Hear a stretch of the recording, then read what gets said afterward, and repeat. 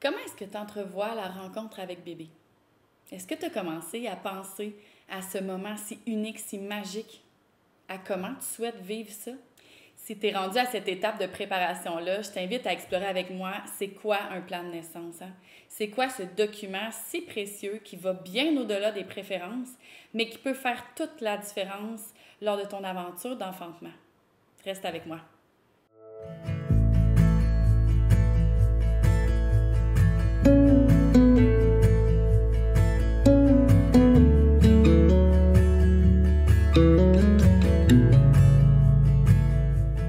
Déjà, c'est important de savoir pourquoi on fait un plan de naissance.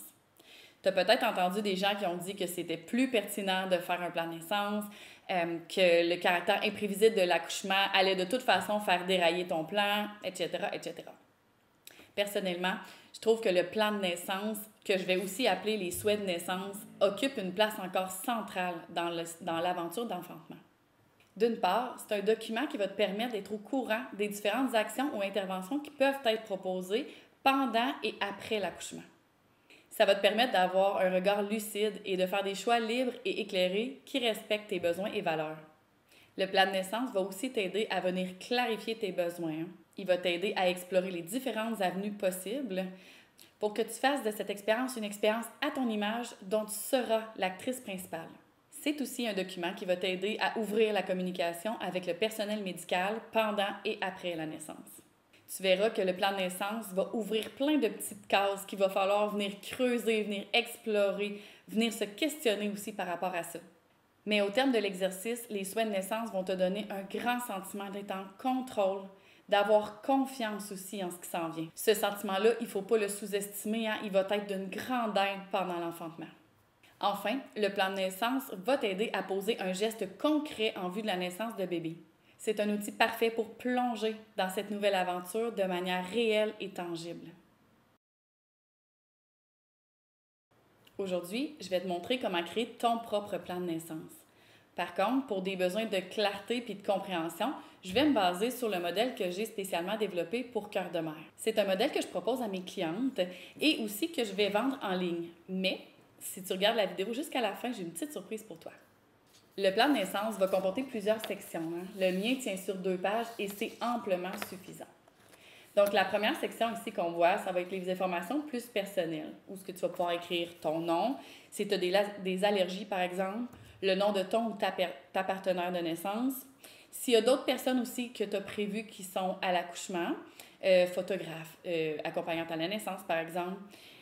On va mettre aussi le nom de ton médecin ou de ta sage-femme, on va mettre la DPA, etc., etc. Donc, toutes les informations pertinentes qu'on doit retrouver très rapidement vont se retrouver vraiment en tête de liste. Après la rubrique des informations personnelles, on va entrer dans le vif du sujet. On va parler du travail comme tel, du début des contractions jusqu'à la poussée, en fait.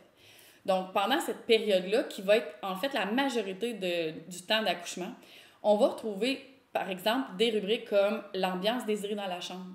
Pour ma part, c'est un espace que j'ai laissé libre pour que la maman puisse écrire par elle-même ses propres besoins, la propre vibe qu'elle aimerait retrouver dans sa chambre d'accouchement. Ensuite, on va avoir pendant le travail, j'aimerais que. Donc, qu'est-ce qu'on aimerait faire? Est-ce qu'on aimerait écouter de la musique, tamiser les lumières, jouer un peu avec les odeurs, l'aromathérapie par exemple, boire, manger au besoin. Donc, tout ça, c'est des réflexions que tu dois avoir avant d'inscrire sur ton plan de naissance. Toujours dans cette rubrique-là, on a aussi prévu un espace pour « je souhaiterais également ». Donc, on rentre là-dedans tout ce qui est être informé de toutes les interventions avant qu'elles soient proposées. Est-ce qu'on pourrait limiter le va-et-vient dans la chambre aussi? Est-ce que je peux demander aussi au personnel médical de s'adresser uniquement et exclusivement, en fait, autant que possible, à mon ou ma partenaire ou à mon accompagnante de naissance, à ma doula, au lieu que ce soit la maman qui soit dérangée. Donc, tout ça va être consigné dans la section qui traite du travail. Et en dernier, on va aussi parler, et principalement, j'ai envie de dire, on va parler de « j'aimerais soulager ma douleur ou mes sensations en ». Et là, on va lister les choses que j'aimerais faire pendant le travail qui vont m'aider justement à surfer sur les contractions, sur les vagues. Par exemple, marcher, le fait de demeurer mobile. J'aimerais aussi utiliser un ballon thérapeutique, les fameux ballons suisses. Prendre un bain, recevoir des massages, faire des points d'acupression, etc., etc. Donc, tout ça est listé sur cette partie-là. Dans les souhaits de naissance, j'ai aussi prévu une petite section en cas où le travail ralentit. Donc, le personnel médical peut venir vouloir aider par des inductions, mais tu pourrais avoir exploré d'autres avenues qui seraient importantes de mentionner ici dans cette rubrique-là. Donc, à la place de te faire proposer les inductions, tu pourrais demander de marcher, changer de position, utiliser les points d'acupression, la stimulation des seins aussi, etc. Dans ton plan de naissance, ça va être important de venir traiter aussi de la poussée comme telle, hein, parce qu'il y a beaucoup de choses qui sont rattachées à juste ce petit moment crucial là, de l'accouchement. Donc, sur mon modèle à moi, j'ai choisi d'indiquer certaines choses comme le fait de pouvoir choisir la bonne position, en fait, pour la maman. Okay? L'idée, c'est pas d'envisager tout de suite une position, mais plutôt de dire « j'aimerais avoir le libre choix là-dessus ». Ensuite, j'ai indiqué aussi que j'aimerais qu'on protège mon périnée avec des compresses d'eau chaude lors de la poussée. De pousser aussi lorsque le réflexe d'éjection se fait sentir et non lorsque le personnel médical juge que c'est le moment de pousser, par exemple. Donc, ça va être important de venir mentionner tout ça dans cette rubrique-là. Ensuite, on continue avec en cas de césarienne, parce que les césariennes d'urgence sont quand même une réalité qu'il faut envisager. Donc, j'ai prévu un petit espace là-dessus là, avec les préférences, encore une fois, en cas de césarienne. Donc, que mon ou ma conjointe soit présente si possible, qu'on m'explique la chirurgie avant de procéder, avoir un contact aussi joue à joue avec le bébé, donc un premier contact peau à peau, donc si c'est possible, etc. Donc, encore une fois, on a plusieurs points qui vont être regroupés en cas spécifique pour la césarienne. Par la suite, je vous montre, là, dans le centre ici, on va plutôt parler là, maintenant que bébé est né. Okay? Donc, dès là, son premier souffle. Donc, à la naissance de bébé, là, ma rubrique s'intitule comme ci, « À la naissance de bébé, je désire que ma conjointe l'accueille, hein, que ce soit lui, là, les premières mains qui vont le prendre dans ses bras. Que ce soit moi qui va chercher mon bébé, ça pourrait être aussi une option. Qu'on dépose bébé sur mon ventre, qu'on favorise le peau à peau, par exemple. Qu'on attende X minutes avant de clamper le cordon ombilical. Est-ce que je veux faire aussi un don du sang de cordon, etc. Hein? Il y a plusieurs avenues qui sont possibles et qui doivent être décidées là, dès la sortie de bébé. Par la suite, on est plus en postpartum immédiat. Donc, pour bébé, j'accepte les soins suivants. Donc, la liste des soins qui sont usuellement offerts dans le cas d'un bébé en bonne santé, j'entends, vont être mentionnés ici. Là, on parle ici de la longueur ophtalmique, on va parler de la vitamine K, on va parler de la désobstruction des voies nasales, par exemple. Toutes ces choses-là sont consignées dans cette section-là du plan de naissance. Par la suite, j'ai prévu aussi une rubrique là, pour le type d'alimentation à donner à bébé. Donc, est-ce que je choisis l'allaitement maternel à la demande? Est-ce que je ne veux pas que le personnel médical donne de l'eau ou du lait maternisé? Est-ce que je veux que ce soit uniquement mon lait? Etc. Ça va être ici qu'on va venir consigner ça. Pour terminer le plan de naissance, parce que ça fait déjà pas mal, il y a 2 dernières rubriques dont j'aimerais te parler. Donc, la première, c'est si bébé naît malade ou prématuré. Donc, c'est simplement de prévoir ces cas de figure-là qui pourraient survenir sans nécessairement trop s'y attarder. On veut quand même savoir, là, par exemple, dans le cas où bébé doit être transféré d'hôpital, qui va le suivre dans le transport? Qui va être à son chevet? En contrepartie, qui va rester aussi avec la maman à ce moment-là?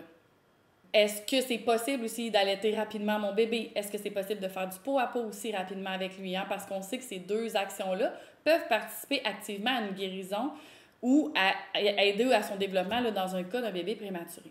Et enfin, la dernière rubrique qui est difficile à aborder, mais quand même, je trouve nécessaire, c'est dans le cas d'un bébé mort-né. Donc, c'est les souhaits là, qui seraient à explorer. Donc, par exemple, la question là, d'avoir la présence d'un prêtre ou d'une cérémonie religieuse. Est-ce qu'on veut avoir des photos, mèches de cheveux, etc. Là? Ça aussi, dans ce cas-là, il y a un éventail de possibilités. Et le fait de décider en amont va nous éviter aussi d'être trop dans l'émotionnel rendu là. Par contre, dans le cas des 2 dernières rubriques, c'est possible de passer soit rapidement ou soit d'occulter complètement là, ces sections-là si on ne veut en aucun cas là, plonger dans cette éventualité-là. Ça va être important de créer un plan de naissance qui te correspond, hein, qui correspond à tes valeurs, à tes besoins, à ton style aussi, à celui de ton partenaire puis de ta famille naissante. Donc, pour ce faire, il y a plusieurs options là, qui s'offrent à toi. Dans un premier temps, ce que je t'invite à faire, c'est d'aller explorer un peu sur Internet les différents modèles qui s'offrent à toi. Il y en a une panoplie. Tu peux regarder sur Pinterest ou faire une simple recherche Google, là, par exemple, pour avoir une foule de modèles. Après en avoir choisi un, puis après l'avoir imprimé, ce que je dis toujours à mes clientes, c'est de vraiment venir le personnaliser. Donc, on va venir raturer, on va venir mettre en couleur, on va surligner les passages importants. On peut même écrire en marge aussi si ça nous semble pertinent. Venir mettre des dessins, des petits cœurs, des choses comme ça peut vraiment venir personnaliser là, le document. Une autre option serait de partir de zéro, donc de créer ton propre modèle à toi selon les sections, les différentes sections que j'ai évoquées dans cette vidéo-là. Si tu es un peu plus artistique, par exemple, je t'invite en fait à en créer un tout à fait à ton image. Ça peut être avec des illustrations, des photos collées, des citations, etc. L'important, ça va être de garder une certaine clarté à travers tout ça et que les informations essentielles qu'on a nommées s'y retrouvent facilement. En fait, peu importe l'avenue que tu prends, l'important, là, c'est d'avoir un document qui te ressemble, qui est à ton image et que tu vas aimer travailler avec. Comme je l'ai dit précédemment, le plan naissance est l'outil parfait pour ouvrir les discussions. Dans un premier temps, c'est avec ton ou ta partenaire qu'il va être important de parler. Ensemble, ce que je vous invite à faire, c'est de prendre chaque rubrique, chaque question, puis de vous poser le questionnement suivant. Qu'est-ce qui est requis pour moi, pour nous? En discutant tous les deux, vous allez vous rendre compte des besoins de chacun.